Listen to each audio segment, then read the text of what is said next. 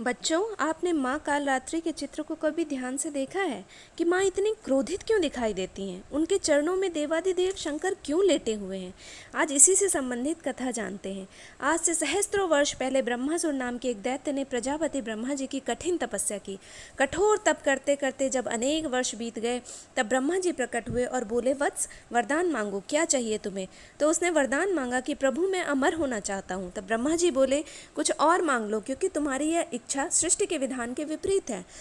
तब ब्रह्मासुर ने अपनी बुद्धि लगा कर कहा कि हे प्रभु, जब भी मेरे रक्त की बूंद पृथ्वी पर गिरे तो मैं दोबारा जन्म ले लूं। यह अजीब सी मांग सुनकर ब्रह्मा जी के मन में कुछ शंका तो हुई, पर वे मना नहीं कर सके और उन्होंने कहा तथास्तु।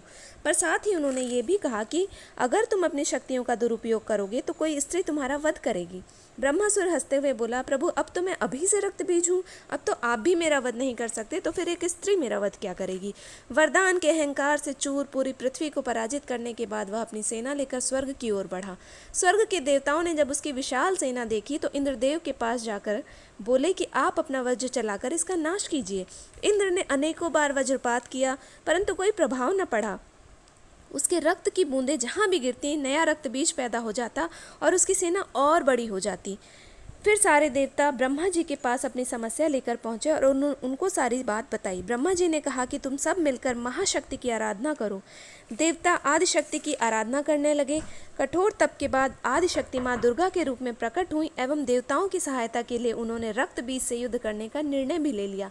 लेकिन माँ जब रक्त बीज से युद्ध करने लगी तो फिर वही समस्या उत्पन्न हुई। रक्त बीज का रक्त जहाँ भी गिरता एक नया रक्त बीज उत्पन्न हो जाता। अंततः आदिशक्ति ने रक्त बीज के सारे रक्त को अपने खप्पर में भरकर पी जाने का निर्णय लिया। लेकिन माँ जब खप्पर में भरकर रक्त बीज का रक्त पीने लगी तो उसकी कुछ बूंदें पृथ्वी पर गिर जाती और एक नया रक्त बीज पैदा हो जाता। इस भयंकर महासंग्राम से काली माँ अत्यंत क्रोधित हो गईं। क्रोध से उनके रोम रोम से चिंगारें निकलने लगी, उनके तलवों के नीचे से लावा निकलने लगा।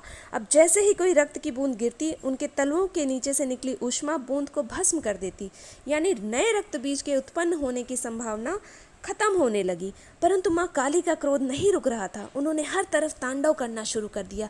सारे असुर उस क्रोध की ज्वाला में समाप्त हो गए।